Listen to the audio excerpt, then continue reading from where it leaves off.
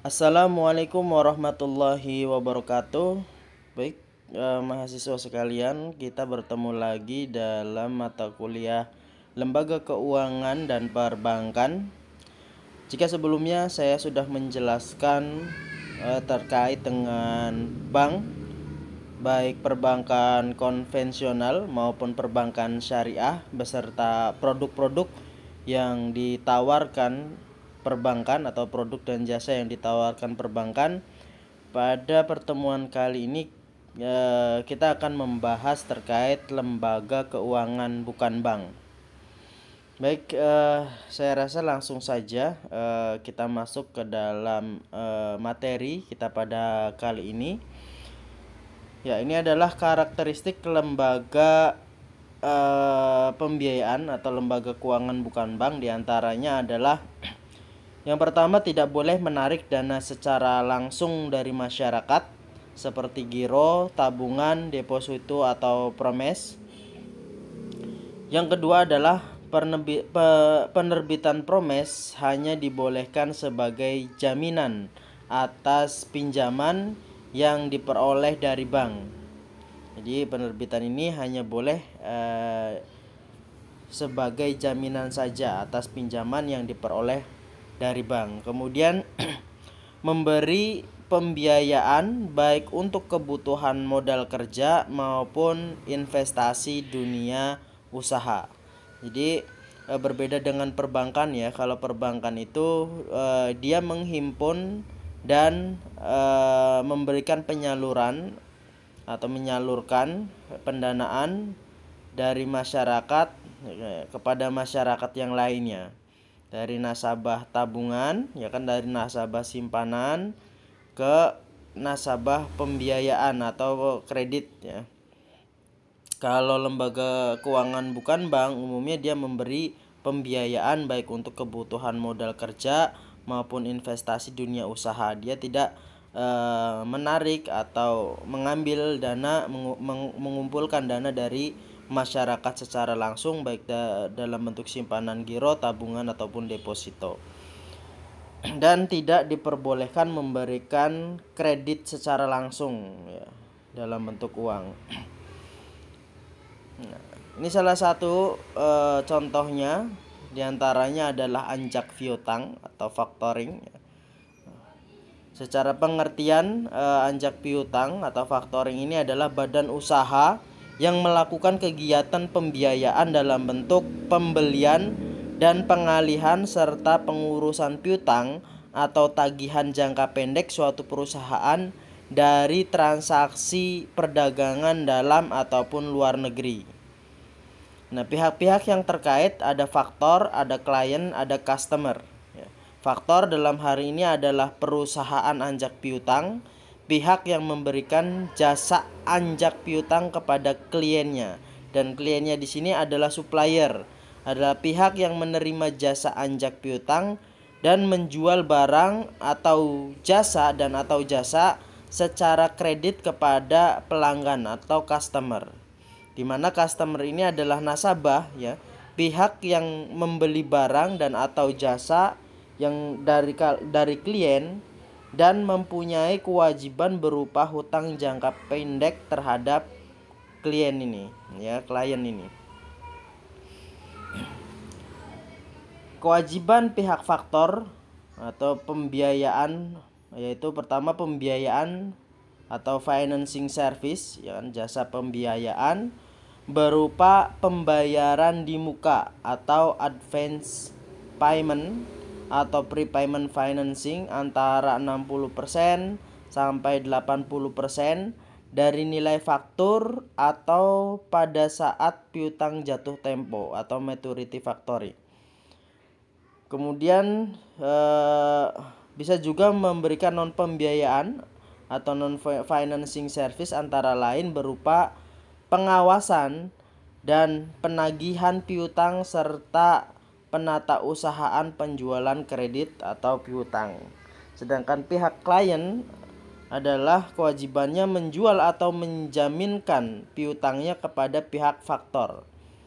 Yang selanjutnya adalah memberikan balas jasa finansial ya, kepada pihak faktor berupa service charge. Ya.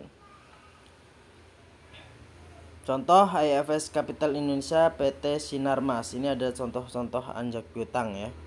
Jadi pada intinya untuk anjak piutang ini adalah klien ya sebagai perusahaan ya, sebagai perusahaan yang menyediakan barang dan jasa, dia istilahnya melakukan penjualan atau pelayanan secara tempo ya, secara kredit ya, kepada pelanggannya atau kepada pelanggannya ya, kepada nasabahnya. Kemudian hutang ini di cover ya kan, di cover oleh pihak faktor ya kan, pada yang memberikan jasa pembiayaan ini ya kan, yang nanti istilahnya semua transaksi piutang ya, transaksi piutang si klien ini akan ditagih oleh pihak faktor ya kan. Ya tentunya ada balas jasa ya kan, ada service charge yang harus diberikan oleh perusahaan kepada pihak yang menyediakan layanan atau jasa anjak piutang ini ya kan. Istilahnya pihak faktor ini atau pihak anjak piutang ini menagihkan piutang punya perusahaan kepada nasabah ya kan, kepada nasabah-nasabah dari perusahaan tersebut, baik perusahaan yang menyediakan barang atau perusahaan yang menyediakan jasa. Itu adalah salah satu bentuk lembaga keuangan non-bank. Kemudian lembaga keuangan non-bank selanjutnya adalah modal ventura. Nah, modal ventura, skema pembiayaan modal ventura ini lebih lunak dibandingkan pembiayaan kredit perbankan. Dimensi utama modal ventura adalah dimensi bisnis, bertujuan memberikan keuntungan finansial bagi perusahaan modal ventura. Kemudian ada dimensi sosial ya, yaitu bantuan pembiayaan dan manajemen melalui modal ventura diarahkan untuk membantu usaha kecil yang sedang mengalami kesulitan modal dalam kegiatan usahanya. Itu modal ventura. Secara pengertian, suatu pembiayaan oleh suatu perusahaan kepada satu perusahaan pasangan usahanya dengan prinsip pembiayaan adalah penyertaan modal. Perusahaan penerima penyertaan ada perusahaan pasangan usaha atau investee company. Perusahaan yang melakukan penyertaan yaitu adalah perusahaan modal ventura. Contohnya ada Ivaro Ventura, Bina Arta Ventura, dan lain-lain. Jadi ada perusahaan yang menerima penyertaan, yaitu adalah perusahaan yang dianggap dia sedang mengalami kesulitan modal dalam menjalankan usahanya. Kemudian ada perusahaan yang melakukan penyertaan, yang dalam hal ini adalah perusahaan modal ventura yang membantu perusahaan yang sedang kesulitan untuk menyediakan modal yang dibutuhkan. Syarat yang lebih lunaknya adalah diantaranya dengan konsep bagi hasil. Ya, jadi istilahnya hasil usaha itu tidak didasarkan pada bunga, akan tetapi pada bagi hasil. Kemudian pembayaran pinjaman hanya jika perusahaan pasangan usaha mampu, ya telah mampu istilahnya untuk membayar. Kemudian pinjaman dapat dikonversi menjadi saham penyertaan, ya, menjadi saham kepemilikan saham, ya, dalam penyertaan. Sebab modal ventura kurang berkembang, yang pertama adalah belum dikenal, ya. Kemudian resiko, tentu karena konsepnya tadi bagi hasil, ya. Ya kalau misalkan perusahaannya untung, ya, kalau perusahaannya rugi, tentu ada resiko yang harus ditanggung oleh modal ventura ya. Kemudian terkait dengan kesesuaian tenaga profesional, nah ini terkait dengan tentunya karena ini adalah konsepnya bagi hasil, ada resiko yang yang ditanggung oleh pihak penyedia modal atau dalam hal ini perusahaan modal ventura tentunya diperlukan tenaga-tenaga profesional yang dapat dipercaya, ya kan. Kemudian juga ada pasar modal, ya kan, ada alternatif lain, ya kan, dari modal ventura ini, dan juga peraturan perundang-undangan yang kurang mendukung untuk modal ventura ini. Manfaat modal ventura bagi perusahaan pasangan usaha dapat menjalankan usahanya, kemudian peningkatan kemungkinan berhasilnya usaha, kemudian kelancaran pendanaan, peningkatan efisiensi kegiatan usaha, peningkatan bankability, dan peningkatan kemampuan pengembangan usaha. Ini bagi pasangan usaha tentunya ketika mereka mengalami kesulitan modal, apalagi pada dasarnya secara kinerja mereka itu sebenarnya baik, ya kan, dapat istilahnya menghasilkan kinerja profitabilitas yang baik, ya kan.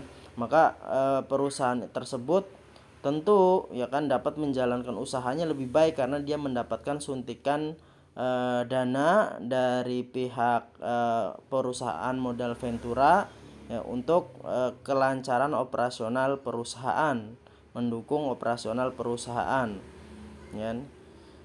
Kemudian bagi perusahaan modal ventura tentunya dia memperoleh balas jasa atau atas pembiayaannya bagi hasil, ya kan.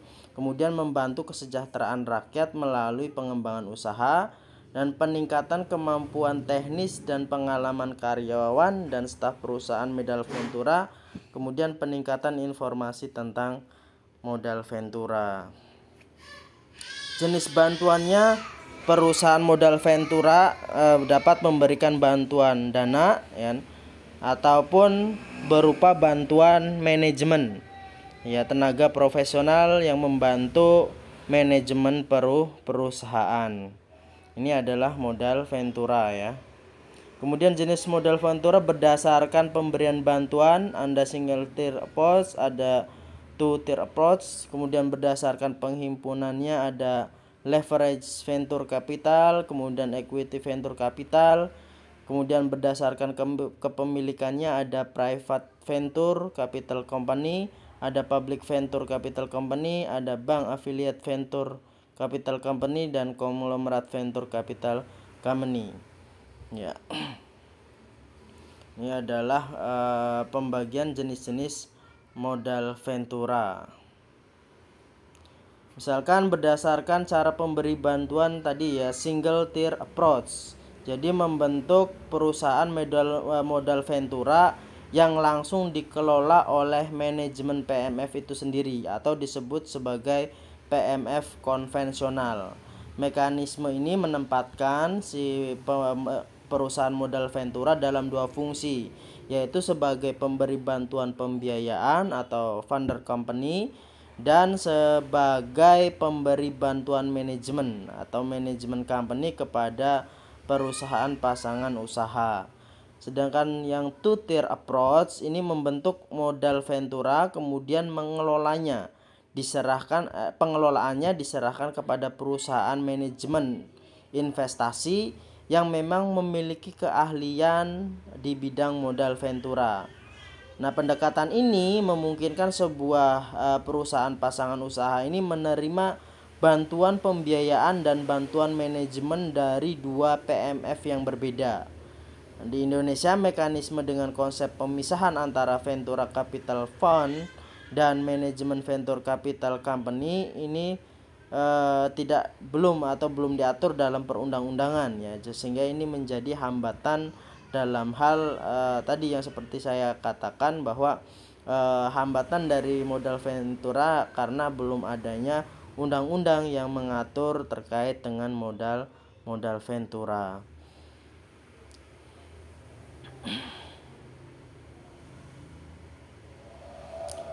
Berdasarkan cara pemberi bantuan, ada single tier approach, tadi sebuah perusahaan ventura yang mempunyai dua fungsi sekaligus, yaitu tadi, ya, ada fund company sebagai pemberi pembiayaan dan juga manajemen company yang membantu secara manajemen. Pihak yang terkaitnya ya tentunya perusahaan modal ventura dan perusahaan pasangan usaha. Two-tier approach adalah sebuah perusahaan pasangan usaha yang menerima bantuan pembiayaan dan bantuan manajemen dari perusahaan modal ventura yang berbeda. Pihak terkaitnya tentu ada perusahaan modal ventura pembiayaan, ada perusahaan modal ventura manajemen, dan perusahaan pasangan usaha. Jadi minimal ada 3 ya. Itu bedanya antara single tier dan two tier approach. Kemudian kita ini berdasarkan cara penghimpunan dananya. Ada tadi ya, leverage venture capital.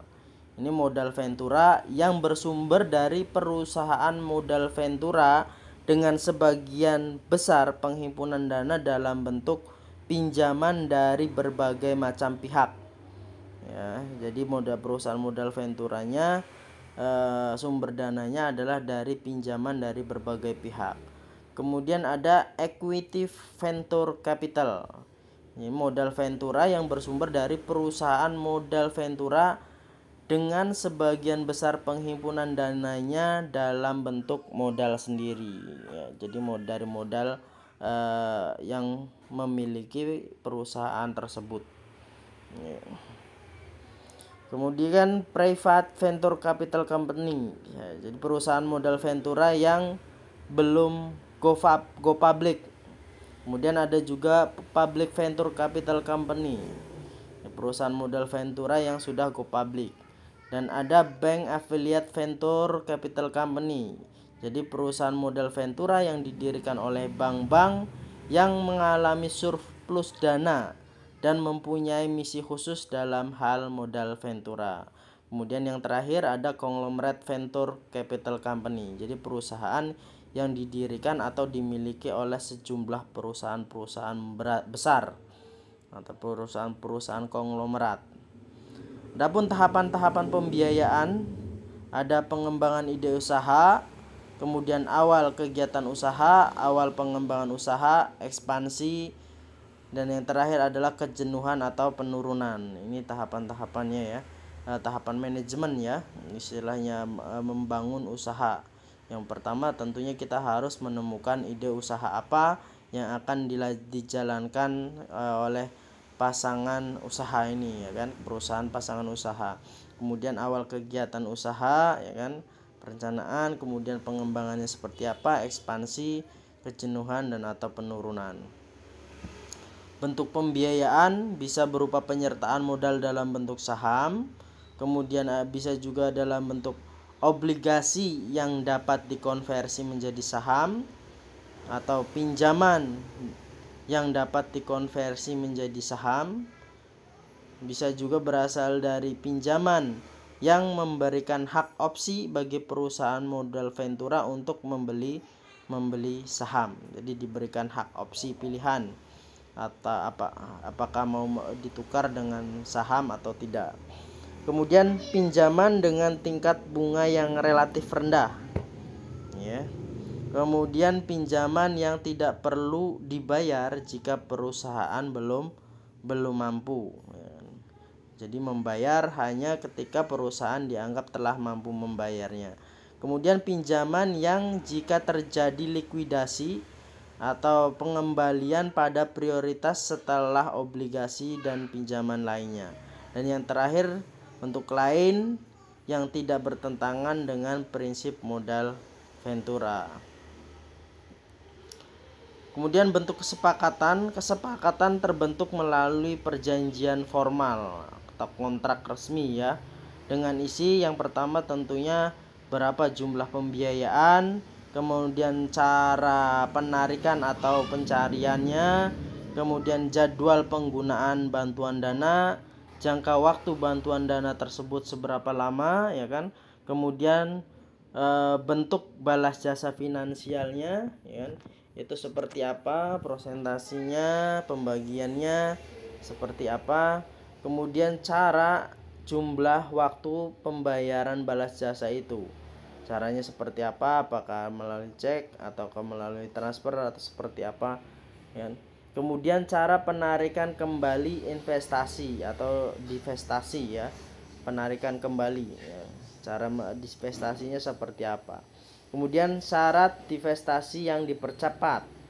Kalau si modal Ventura ini ingin menarik modalnya lebih cepat ya. Kemudian perubahan atau perpindahan kepemilikan.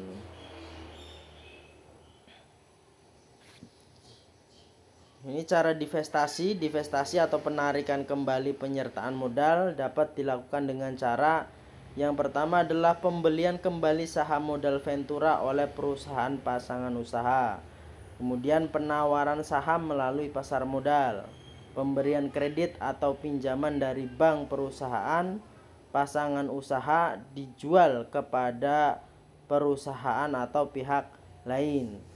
Kemudian perusahaan pasangan usaha dinyatakan dilikuidasi atau dinyatakan bangkrut ya. Itu adalah cara-cara penarikan kembali penyertaan modal atau divestasi. Nah, itu tadi modal Ventura sebagai contoh kedua dari lembaga keuangan non-bank, dan contoh yang ketiga adalah leasing ya. Perusahaan leasing atau sewa guna usaha. Nah, leasing ini secara pengertian sewa guna usaha menurut keputusan Menteri Keuangan ya, ini nomor 1169 tahun 91 tentang kegiatan sewa guna usaha. Nah, sewa guna usaha adalah kegiatan pembiayaan dalam bentuk penyediaan barang modal baik secara guna usaha ya kan, istilahnya hanya sekedar penggunaannya saja atau manfaatnya saja, dengan hak opsi. Dengan hak opsi ada pilihan ya bagi finance lease atau yang menyewa maupun sewa guna usaha tanpa hak opsi. Ada juga yang tanpa hak opsi, yang dengan dan tanpa hak opsi untuk digunakan oleh lesi selama jangka waktu tertentu berdasarkan pembayaran secara berkala kan. Jadi ada hak opsi, jadi leasing ini bisa berakhir kepada kepemilikan ya, kalau misalkan dilakukan dalam jangka waktu yang telah ditentukan, nanti pada akhir sewa itu berakhir kepada kepemilikan, atau juga bisa opsional. Nah, kemudian finance lease adalah kegiatan sewa guna usaha di mana lesi pada akhir masa kontrak mempunyai hak opsi untuk membeli objek sewa guna usaha berdasarkan nilai sisa yang disepakati. Sebaliknya, operating lease tidak mempunyai hak opsi untuk membeli objek sewa guna usaha. Nah, dari definisi tersebut di atas dapat ditarik kesimpulan bahwa sewa guna usaha itu merupakan suatu kontrak atau persetujuan sewa menyewa objek sewa guna usaha. Nah, objek sewa guna usaha adalah barang modal dan pihak lesi memiliki hak opsi dengan harga berdasarkan nilai sisa ya. Objek. Kemudian dalam setiap transaksi leasing di dalamnya selalu melibatkan tiga pihak utama. Yang pertama yaitu sebagai lessor adalah perusahaan sewa guna usaha, atau dalam hal ini sebagai pihak yang memiliki kepemilikan atas barang. Kemudian ada lessee adalah perusahaan atau pihak pemakai barang yang bisa memiliki hak opsi pada akhir perjanjian ya. Pada akhir perjanjian dia bisa memiliki hak opsi apakah akan berakhir kepada pemilikan atau tidak. Kemudian supplier adalah pihak penjual barang yang disewa guna usahakan ya. Lessor itu adalah perusahaannya yang menyediakan jasa sewa guna usaha. Kemudian lessee adalah nasabahnya atau pelanggannya yang akan menggunakan barang atau jasa. Ya, kemudian ada supplier yang pihak yang menjual barang yang disewa gunakan usaha. Jadi ada tiga yang terlibat. Kemudian mekanisme dalam leasing. Lessor adalah perusahaan leasing atau pihak yang memberikan jasa pembiayaan kepada pihak lesi dalam bentuk barang modal. Ya, dalam bentuk barang modal. Bisa berupa kendaraan, bisa berupa mesin, ya kan? Macam-macam. Kemudian lessor dalam financial lease bertujuan untuk mendapatkan kembali biaya yang telah dikeluarkan untuk membiayai penyediaan barang modal dengan mendapatkan keuntungan, ya, dengan mengharap mendapatkan keuntungan. Sedangkan lesi adalah perusahaan atau pihak yang memperoleh pembiayaan dalam bentuk barang modal dari lessor. Lesi dalam financial lease bertujuan mendapatkan pembiayaan berupa barang atau peralatan dengan cara pembayaran angsuran atau secara berkala. Ini ya. Jadi lesi ini adalah pihak yang nasabahnya, ya. Nasabah si lessornya. Nasabahnya ini bisa perusahaan atau individu, bisa organisasi atau individu.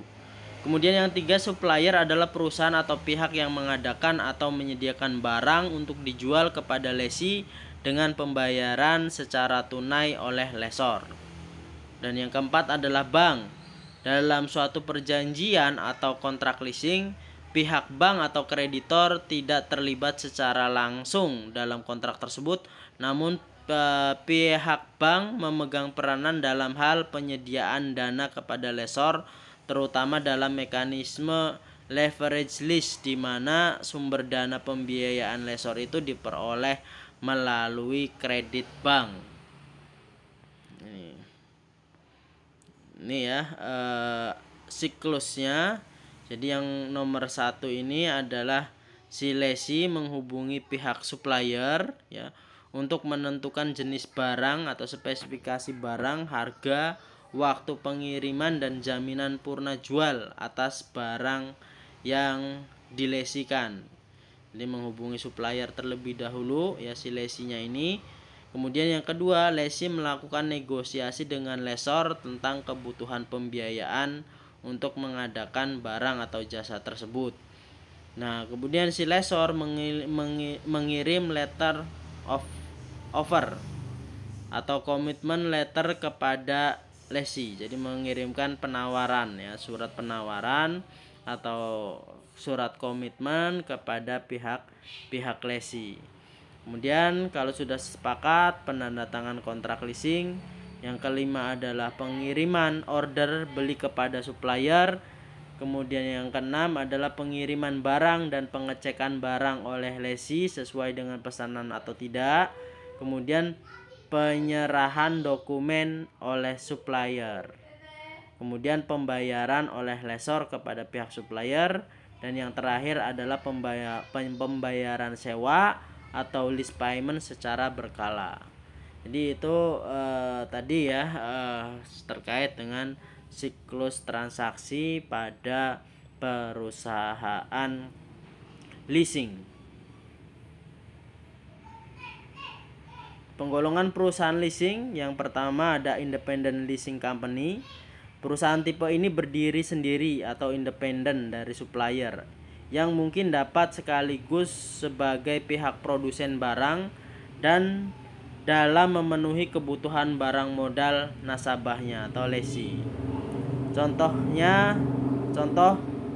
bank dalam hal ini dapat memberikan pembiayaan kepada lesi, lessor maupun kepada supplier atau vendor dari program. Kemudian ada captive lessor. Captive lessor ini akan tercipta apabila supplier atau produsen mendirikan perusahaan leasing sendiri untuk membiayai produk-produknya. Hal ini dapat terjadi apabila pihak supplier berpendapat bahwa dengan menyediakan supplier atau manufaktur lessor independen atau lessor, pembiayaan leasing sendiri akan dapat meningkatkan kemampuan penjualan melebihi tingkat penjualan dengan menggunakan pembiayaan tradisional. Kemudian ada juga lessee broker atau packager. Jadi bentuk akhir dari perusahaan leasing adalah lease broker atau packager. Broker leasing berfungsi mempertemukan calon lessee dengan pihak lessor yang membutuhkan suatu barang modal dengan cara leasing. Nah, sedangkan broker leasing ini biasanya tidak memiliki barang atau peralatan untuk menangani transaksi leasing untuk atas namanya. Di samping itu, perusahaan broker leasing ini memberikan satu atau lebih jasa dalam usaha leasing tergantung apa yang dibutuhkan dalam suatu transaksi leasing. Kemudian proses dan mekanisme transaksi leasing. Leasing pada prinsipnya merupakan industri multidisiplin yang meliputi antara lain bidang perpajakan ya, misalkan memberikan jasa, kemudian keuangan dan konsep akuntansi. Dari definisi leasing yang telah dibahas pada bab ini dapat disimpulkan bahwa leasing mengandung arti bahwa perjanjian antara pemilik barang atau lessor dengan pemakai barang, dalam hal ini adalah lessee. Mekanisme leasing tersebut merupakan dasar-dasar dalam suatu transaksi leasing atau basic lease, di mana pihak lessee berkewajiban membayar sewa secara periodik kepada pihak lessor sebagai kompensasi atas penggunaan barang tersebut. Ya, ada balas jasa. Teknik pembiayaan leasing yang pertama ada finance lease, lessor yang membiayai dan sebagai pemilik barang modal, sedangkan lessee itu membayar sewa, ya, membayar sewa lease payment secara berkala. Sewa terdiri atas pembiayaan perolehan barang dan biaya lainnya serta spread yang diinginkan atau full pay out lease ya. Jadi lessor tidak dapat membatalkan kontrak secara sepihak sebelum kontrak itu berakhir. Dan lessee memiliki hak opsi untuk membeli barang sesuai dengan nilai sisa atau nilai residualnya. Jadi bisa si lessee ini dalam leasing itu bisa memiliki barang yang tersebut dengan membelinya pada nilai residual. Jadi istilahnya sewa yang berakhir kepada kepemilikan, yang bisa juga disebut sebagai seperti itu ya. Kemudian bentuk transaksi finance lease ada direct finance lease. Lessee terlibat dalam proses pembelian barang modal dari supplier yang dibiayai lessor dan langsung disewa gunakan kepada lease. Kemudian ada sell and leaseback. Jadi lessee ini menjual barang modalnya kepada lessor untuk kemudian dilakukan kontrak sewa guna usaha atas barang tersebut. Tujuannya untuk membantu lessee yang mengalami kesulitan modal kerja.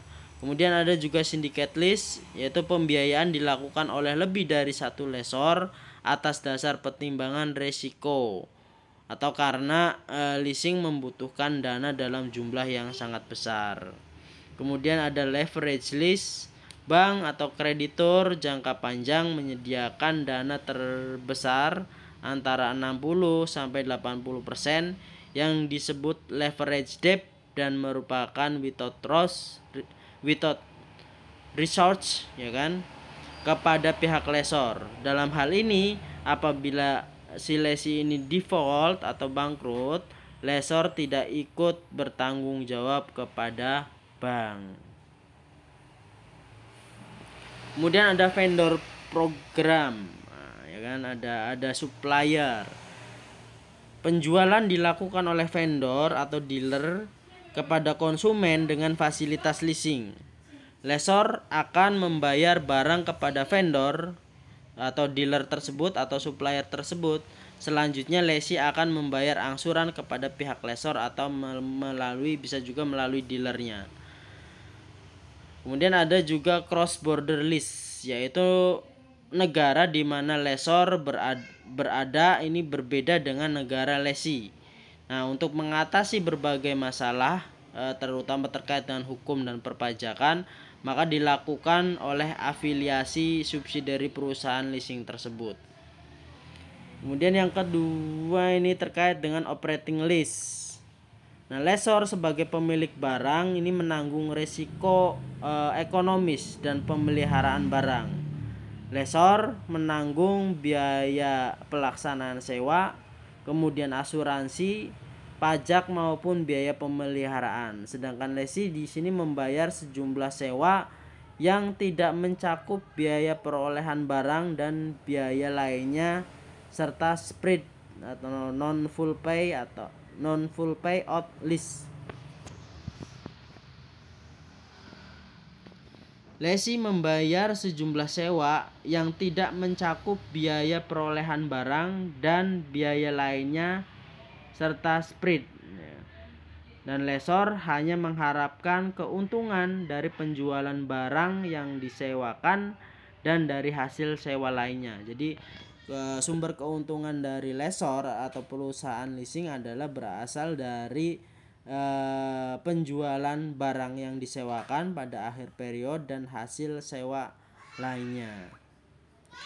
Lessee pada akhir kontrak ini mengembalikan barang, ya, tidak memiliki hak opsi untuk membeli barang. Jadi tadi ada yang lessee yang memiliki hak opsi untuk bisa membeli barang tersebut, ada juga yang tidak, harus istilahnya itu adalah full sewa, ya. Lessor dapat membatalkan kontrak secara sepihak atau cancelable.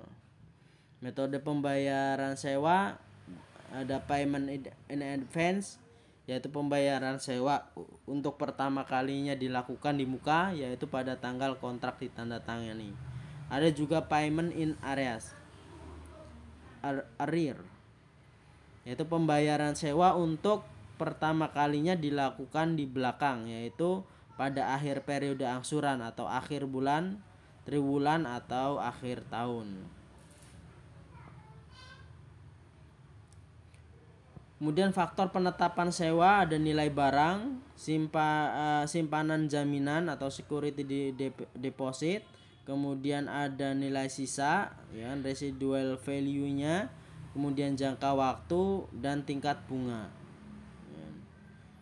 Nah, kelebihan leasing, ya, sebagai sumber dana yang pertama adalah pembiayaan penuh yang dapat didanai sampai 100% atau full payout.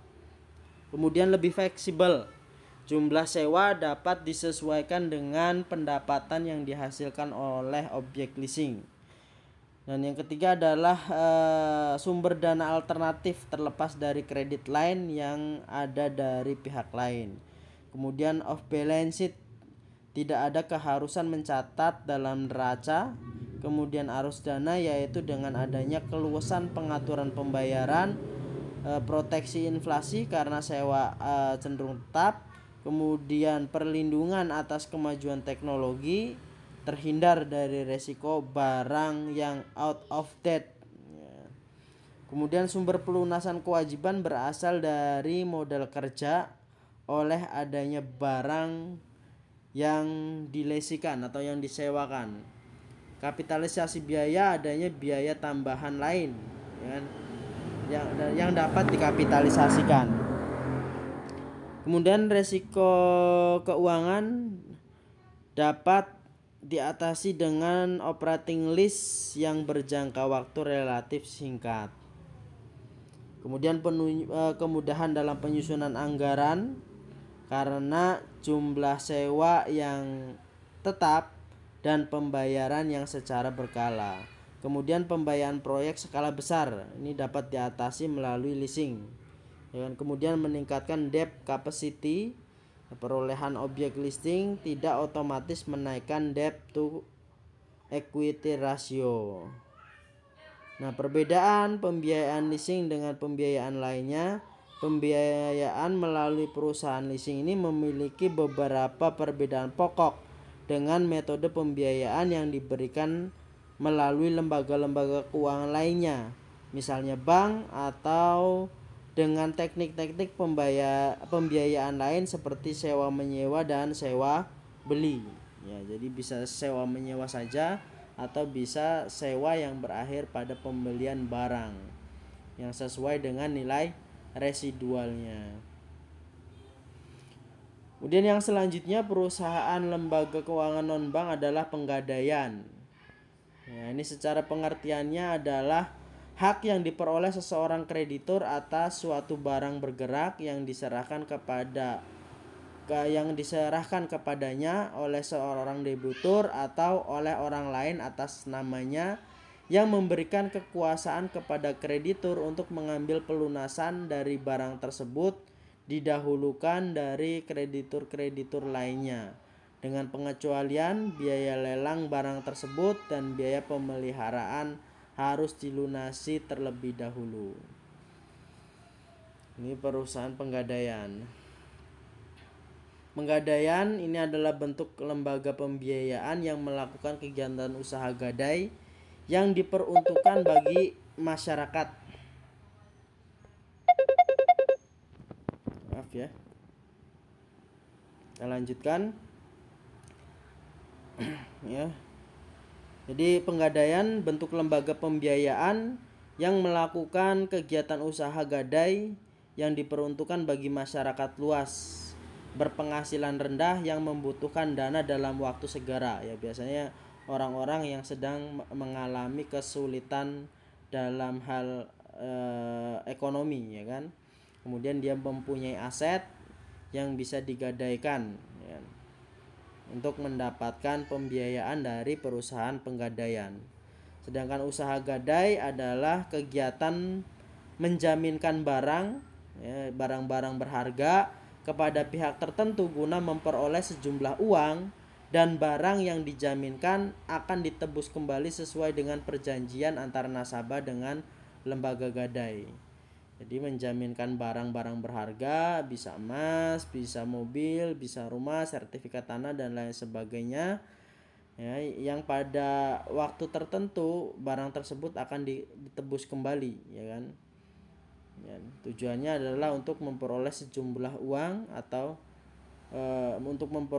sejumlah uang untuk kebutuhan daripada yang menggadaikan barang tersebut.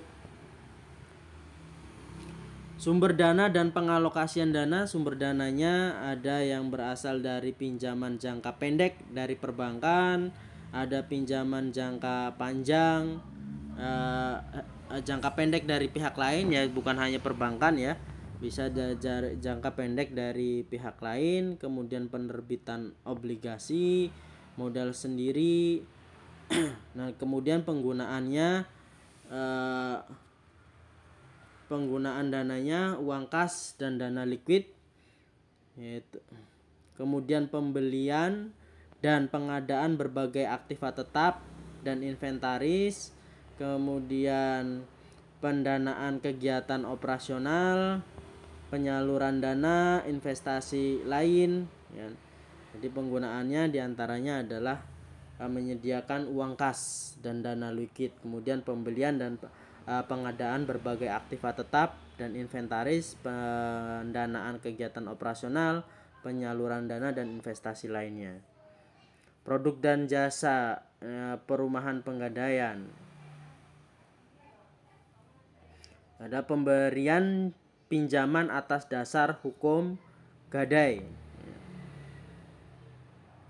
Nah, ini misalkan contohnya.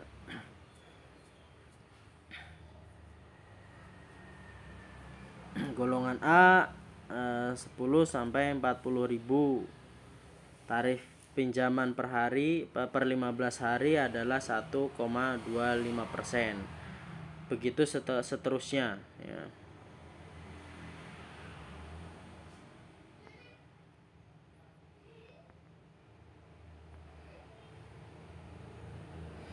Kemudian ada aktivitas penaksiran nilai barang, ya kan, dan penitipan barang.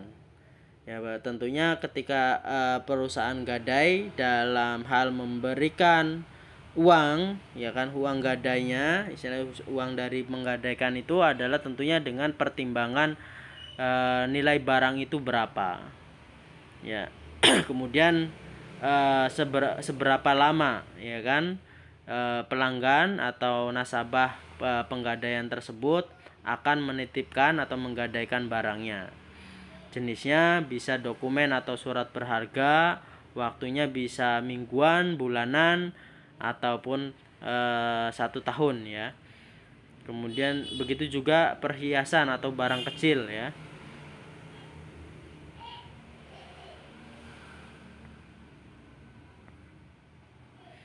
Dan perusahaan gadai ini juga menyediakan jasa lain ya, misalkan penjualan koin emas ONH, Krasida ya, kredit angsuran sistem gadai, kemudian kreasi, kredit angsuran fidusia, Kresna, kredit serbaguna ya kan, Galeri 24 ya. Kemudian proses pinjaman atas dasar hukum gadai. Barang yang dapat digadaikan adalah barang perhiasan, perhiasan yang terbuat dari emas, perak, platina, intan, mutiara. Ya, itu adalah jenis-jenis barangnya, ya, yang dalam bentuk perhiasan yang bisa digadaikan. Ada juga berupa kendaraan, ya. Kendaraan bisa mobil, sepeda motor, sepeda ontel dan lain sebagainya, atau barang elektronik, televisi, ya kan, kulkas, rumah. Kemudian ada juga barang-barang rumah tangga, ada perlengkapan dapur, perlengkapan makanan, kemudian mesin-mesin, ya kan, tekstil dan barang lain yang dianggap dia memiliki nilai, ya kan, untuk layak digadaikan, ya, intinya. Jadi pada intinya adalah barang yang memiliki nilai, ya, yang memiliki nilai dan memungkinkan untuk bisa digadaikan. Adapun barang-barang yang tidak dapat digadaikan yaitu binatang ternak, ya, binatang ternak atau hasil bumi, hasil panen, ya kan, itu tidak bisa. Kemudian barang dagangan dalam jumlah yang besar, kemudian barang yang cepat rusak atau susut, busuk, kemudian barang yang amat kotor, atau kendaraan yang sangat besar sekali, ya kan, kendaraan-kendaraan berat. Nah, itu tidak bisa. Kemudian barang-barang seni yang sulit ditaksir, ya. Nah, seni itu istilahnya sudah penaksirannya sudah berbeda, ya kan. Kemudian barang yang mudah terbakar itu juga tidak bisa. Kemudian senjata api, amunisi, misiu, barang yang disewa belikan, barang milik pemerintah, dan barang ilegal. Nah, itu adalah barang-barang yang tidak bisa digadaikan. Barang memiliki nilai tapi tidak bisa digadaikan, ya. Seperti halnya barang yang mudah rusak, barang yang hewan ternak. Tentunya hewan ternak perlu istilahnya merawat, ya kan, ada biaya perawatan, penyediaan makan, tentunya akan merepotkan pihak penggadaian. Ya, itu adalah beberapa contoh, ya, beberapa contoh terkait dengan perusahaan atau lembaga keuangan non-bank, ya, yang pada secara umum mereka memberikan jasa berupa pembiayaan, tidak melakukan penghimpunan dana secara langsung kepada masyarakat, baik dalam bentuk simpanan giro, simpanan tabungan, deposito, dan lain-lain. Ya, itu saja mungkin materi kita pada kali ini terkait dengan lembaga keuangan non-bank atau bukan bank. Terima kasih atas perhatiannya, semoga bermanfaat. Assalamualaikum warahmatullahi wabarakatuh.